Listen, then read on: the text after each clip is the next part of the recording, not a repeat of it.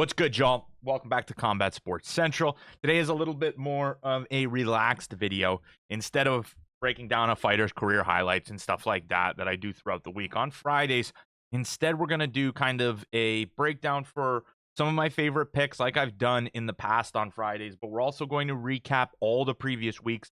I have a very, very interesting in-depth spreadsheet for my plays.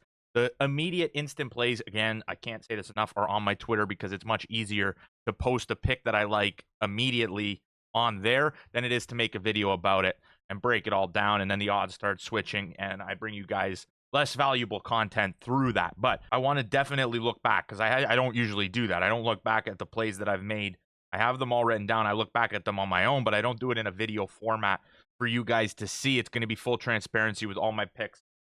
Again, the picks are also going to be at the end of the week on the YouTube community tab, so you can see my picks there as well. I started tracking for real in April, starting with the PFL 3 event. I started tracking on Bet MMA tips, but then I quickly realized the Bet MMA tips doesn't do one of my favorite things to bet on, which is over under significant strikes and takedowns, which DraftKings has really fully fleshed out on their platform now to give me an ability to kind of make a full bet slip of those picks.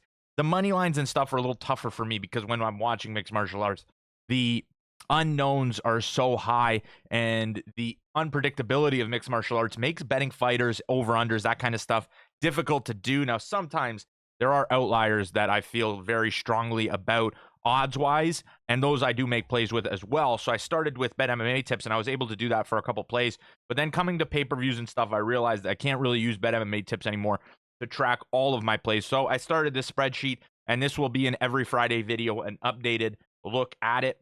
You'll see with the spreadsheet that it does a lot of cool things. Now, I got the sports books that I frequently make plays on. I do definitely shop odds a lot. Right now, I actually only have 5 books. I've been doing a lot of betting on DraftKings as of recently. You'll see that my unit sizes are $100. That is just for the simplicity of one unit being $100. It's easy to break down. It's how most bettors will do it if you're tracking or recapping. No matter your unit size, just remember to gamble responsibly, gamble within your limits. But if you take a look, it's broken down by both event and the book I've placed it on. Shopping odds is a very, very wise thing to do if you're an experienced sports bettor. So it's something that you should definitely look at. But it's, again, going to be a very formal video where we just have a look. I'll have full screens of breakdowns of events and stuff like that. Now, this video will definitely not be picks because I do make a lot of picks Friday night and Saturday. And if I was to do a video on them, then it would be out basically Saturday morning, which I don't like to do. When it comes to engagement, views, that kind of stuff, full transparency here. If I'm posting a video for an event on a Saturday and I post on a Friday, the views are going to be dog shit. So I like to avoid that. And in this case, it's not going to be picks. The picks are on Twitter. The picks are on YouTube community tab. You'll see them all. And then these videos are more going to be recaps of the prior week. And just so I can keep a ongoing record with you guys in video form. This will not replace any of my other content. If I can't do this video, I'll skip it or whatever. But I'm hoping to do these videos on Fridays. Very unedited stuff. Not going to do as much highlight and stuff like that. It's just going to be me talking to you guys and breaking down full screens of my past bets. So without further ado, let's get straight into that look. We're looking at UFC Louisville here. Now, we made a good bit of plays. We made 6 plays, and we actually had our first losing event. 4 events in a row, we had plus money, and then the Louisville event came and gone, and we lost under some pretty heartbreaking circumstances. We had over 1.5 rounds in 2 fights. The first fight we had was the more guaranteed Butler versus Katona. Both of them had gone to decision a lot, so I parlayed that with an over 1.5 for Raul Rosas Jr. and Ricky Turcois, and we all saw that bet lost by 8 seconds. So that one was a tough one to swallow. I did do a good significant unit chunk there, and we caught a little bit of an L. So we ended up, as an overall on the event, down about 1.2 units, which was a little bit of a heartbreak because you see above that we had good results on other events, which made me much happier. But still, nonetheless, we continue to move on. We're going to move on to the next week's event. I really don't have... I got one pick earlier in the week I got Julia Pilastri at plus 200. That line is now gone. She's around plus 154, but there is other things I'm really intrigued by when it comes to the significant strikes and the takedowns. Keep it posted to the community tab for that kind of recap. But for, again, Louisville, overall, we went 2-4 on 6 plays.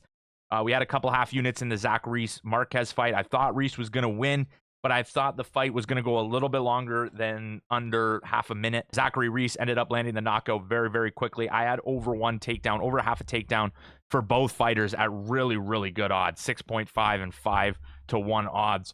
And Zachary Reese KO'd him way quicker than I thought he was going to. I thought Marquez's chin would hold up just a little bit to maybe a wild scramble, somebody landing a takedown. And at those odds, they were crazy. By the time the fight started, the odds were down to 2.5-1 and 3-1. So we beat the books there. Just unfortunately lost it. I did get Zach Reese to win the fight. I also had Zach Reese's over on significant strikes, which was 24. I missed on that. All my bets really came in 2 fights. And then I had Nasruddin Imavov earlier in the week. I got him to get 1+ takedown. He landed 2. I got that number at 1.66-1, which was just basically free money for me. I knew that he was going to pursue in this fights against smaller guys that are explosive, like Jared Cannonier. He finds his way to their back and then lands takedowns from there. So I was uber confident he was going to get at least 1 takedown. Other books had 1.5 at a little bit of higher odds, but DraftKings was offering over half a takedown at around -170, -186. So I hammered that with a little bit over with 2 units. But other than that, a lot of losses. And then again, that parlay really hurt with Raul Rosas landing the rear naked choke at 222. That's tough, but that'll do it for today's video, guys. If you enjoyed, smash that like button. I'm looking forward to seeing you guys all again in another video. I will see you in the next one. Peace.